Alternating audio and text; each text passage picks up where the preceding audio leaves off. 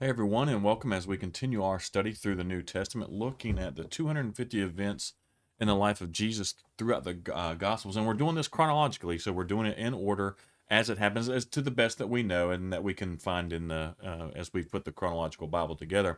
And today's lesson, today we're looking at Jesus healing a lame man by a pool, and this comes from John 5 verses 1 through 15. And so we see that Jesus, went back to Jerusalem for one of the Jewish holy days. And inside the city, there's was what's called the near the sheep gate was called the sheep gate was called the pool of Bethesda, and it had five covered porches, and it was kind of like a healing pool. They had pools and healing pools and stuff like that in Rome, and it was one of these that they would have had. And what's interesting is they have found archaeological evidence of a healing sanctuary and pool with five porches, as it puts out there, in Jerusalem, just north of the Sheep Gate. And so I like when we can find that there is archaeological evidence to back up some of the things that we find written in the New Testament or in the Bible. Period. What we have here too is so they would go, crowds of sick people would come and show up, blind, lame. It says blind, lame, paralyzed, and they would lay on these porches. And I don't know the 100% the whole reason, but sometimes these were healing centers. They're a place where people could take care of themselves and stuff like that. In some versions, in what we would say newer manuscripts, or later manuscripts, they added verse 4 in there, and you're going to see a lot of, depending on the version of the Bible you have. I'm studying from the new, or and teach from the New Living Translation. Um, they add this verse 4 about an angel coming down and stirring up the pool of waters. And so if we get the most earliest transcripts of the writings, that verse isn't in there. So it looks like for whatever reason it was added in later on. So I think it's more realistic to probably pull that out. I don't there it's we don't see evidence that an angel would come down regularly and stir the pool up, and whoever got in it first was healed. And so I don't know that we'll see. We'll see how that works out, because we do see later on that the lame man refers to that, but again, it wasn't in the earlier manuscripts. It looks like someone added it in, so we just got to be careful with that. Again, it doesn't take away from the story. It doesn't take away from what Jesus did and the miracle that Jesus did. And if an angel did, that's cool. If not, we can move on. So most of them skip verse 4, or they'll put some notes in the bottom about that.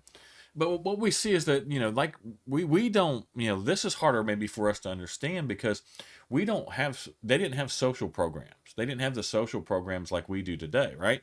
We have, welfare programs and social programs to help take care of people who are lame or something. If you were lame and you couldn't work and you couldn't do anything this day and age, all you could do is sit and beg.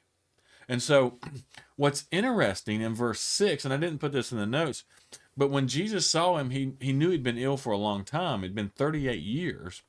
And Jesus asked him, "Would you like to get well?" Now, people are like, well, why would Jesus ask that?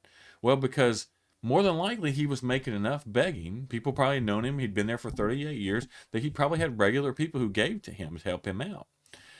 But, you know, so Jesus asked him, would he like to get well? And he says he can't. And this is where he says, "For I have no one to put me in the pool when the waters bubble up." And so that may be where the reference and why that would have been added into the older manuscripts and transcripts. We don't know.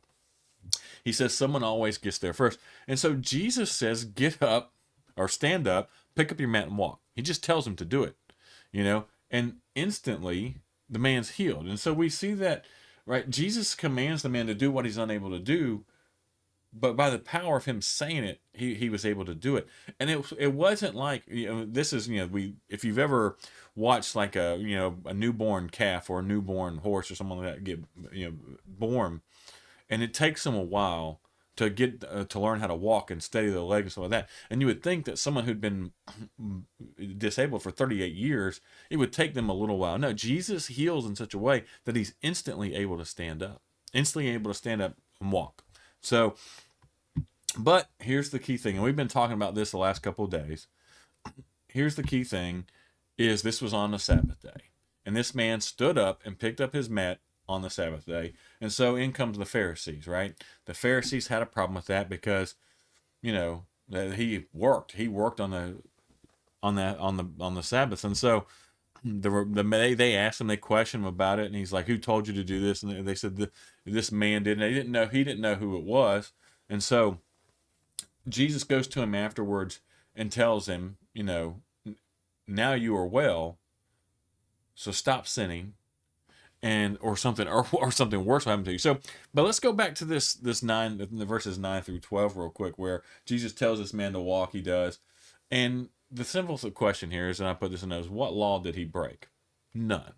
Right? What had happened here, and we talked about, is that you have Exodus 28 verses 8, Exodus chapter 20 verse 8, which says to observe the Sabbath and keep it holy.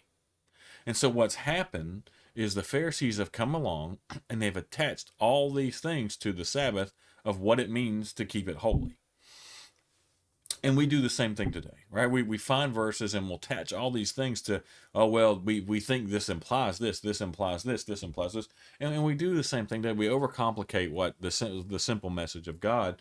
And so he hadn't done anything wrong, but according to the Pharisees, he had, and they were more concerned about the fact that he had picked up his mat than the fact that the man had been lame for 38 years and now could stand up and walk. Right? So they were more concerned about the law than they were the people, and that's where the problem come in. I mean, anytime you get so caught up in your man-made stuff and our man-made stuff, and we forget that people are involved, and that we forget the love of people, then there's something wrong with your religion if you do that, right? If your religion is hindering people, if your Christianity, your version of Christianity is hindering people from coming to Christ, then you need to look at it, right? And so I put that, are your guidelines, look, are they man-made or are they God-made? And we need to really think about that. We need to really ask that. Like, are the things that I'm saying or putting in front of people, are they things that I've come up, or are they things that a couple generations ago came up with and made traditions, or came up with, or is it truly things that God said?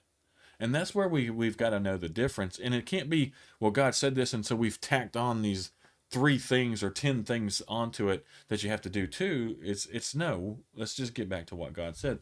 And so we need to make sure that what we put in front of people, especially when it comes to coming to Christ, that it doesn't become a stumbling block to them. Because I can't imagine the consequences of that. All right, I mean, you get to Judgment Day and you find it's like, you find out, like, well, yeah, you just put things in front of people to keep them from getting to Christ. Man, that's just horrible. And too many times we make it seem like you have to be perfect to even come to Christ, right? You've got to get yourself better. Or you got to get yourself together before you can come in. No, man, come as you are. We'll figure it out afterwards. And so that's the main message that Jesus is sealing here. And so at the very end, in verse 14, Jesus finds him and says, "Look, now you're well. Stop sinning, or something even worse may happen to you." And you got to think, this man's probably thinking, well, man, I've been lame for 38 years. I couldn't walk for 38 years. What in the world could be worse than that? And that's eternity in hell, right?